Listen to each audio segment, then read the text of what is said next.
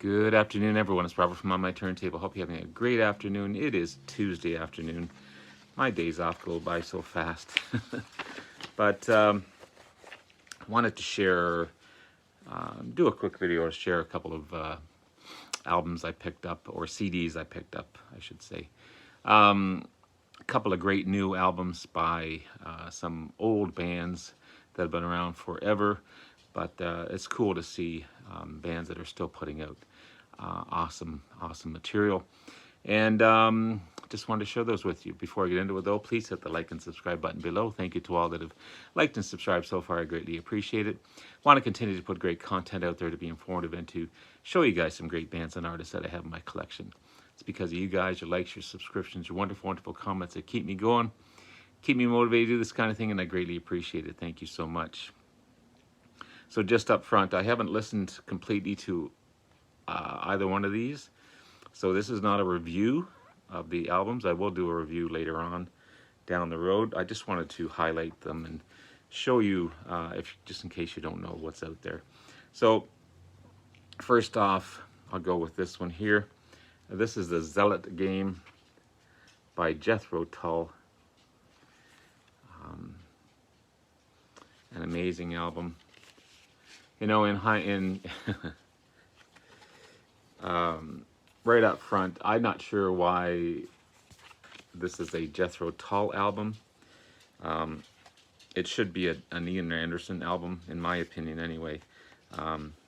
He's the only remaining member of the band. It's a completely new band.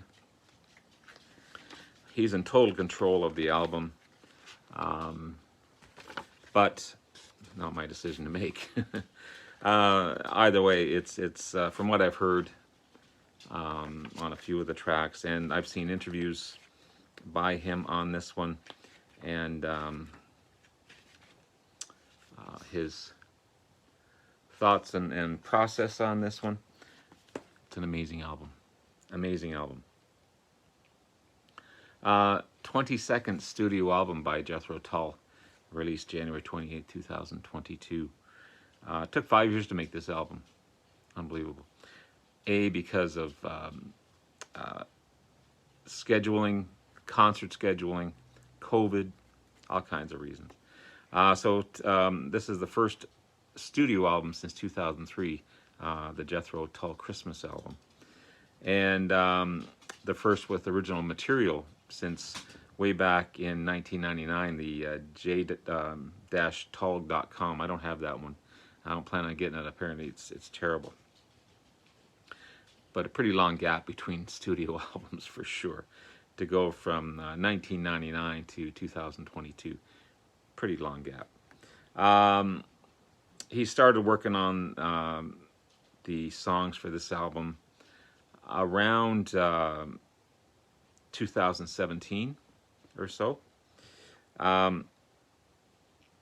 They had to put it on hold again because of touring obligations in 2018 and 2019. And then COVID hit.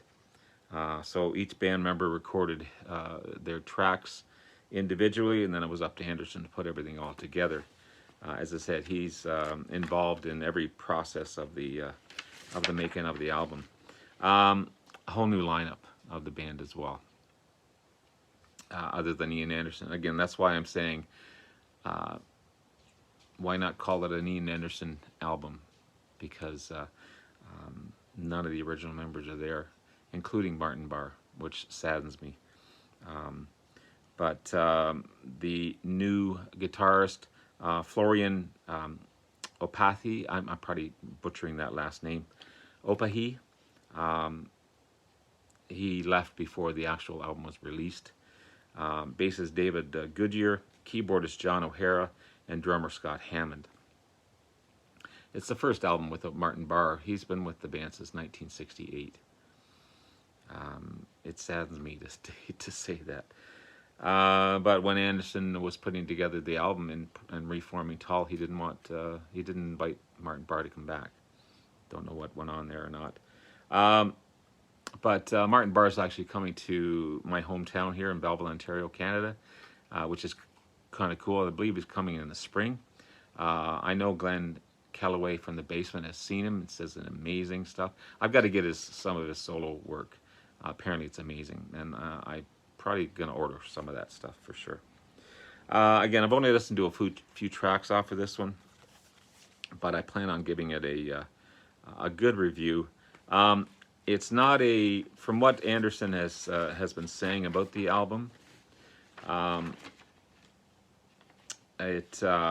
And I've seen quite a few interviews on this, and he pontificates everything that he says. His answers are full blown and very detailed. But there's a lot of biblical themes throughout this album apparently, but it's not a concept album.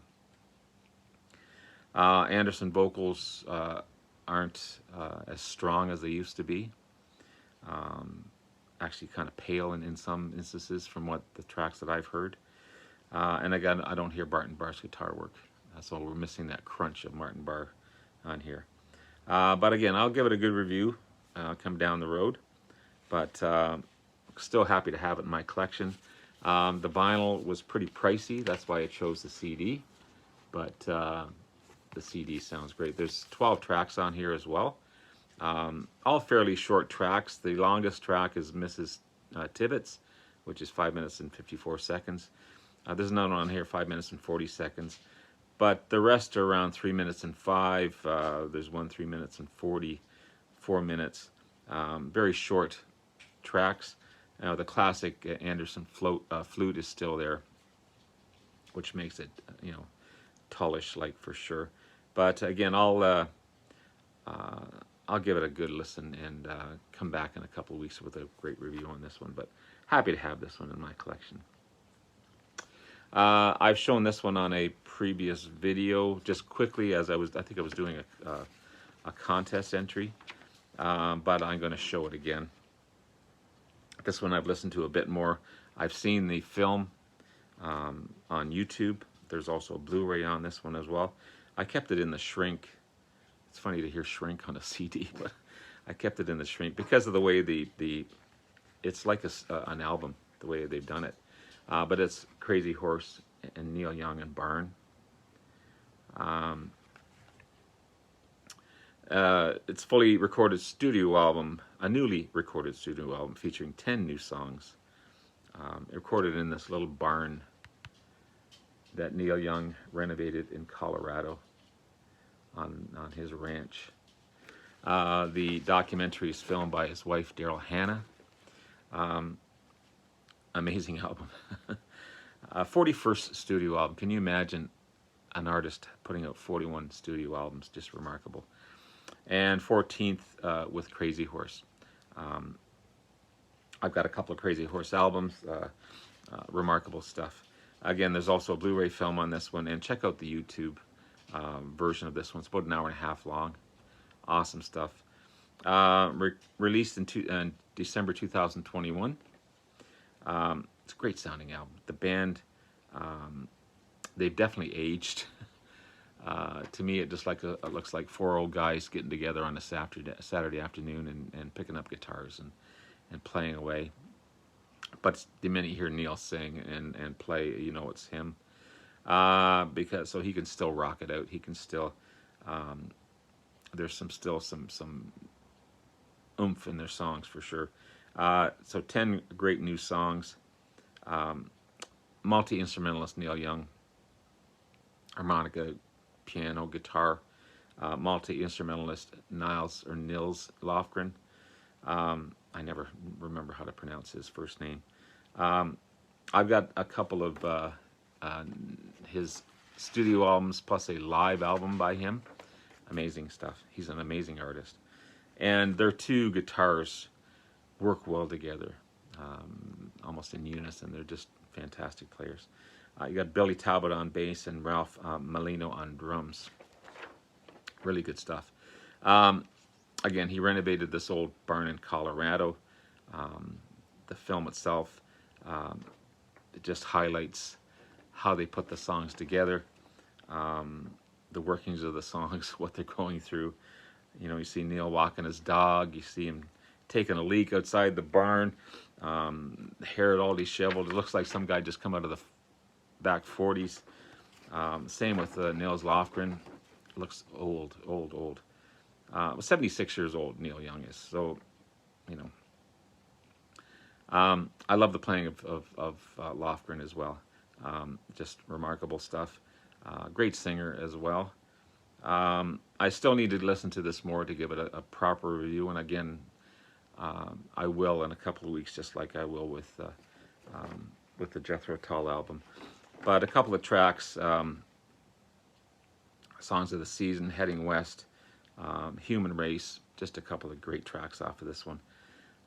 He does a song, Can America? So he speaks about being Canadian, but now he's in the States, and he's got both love for.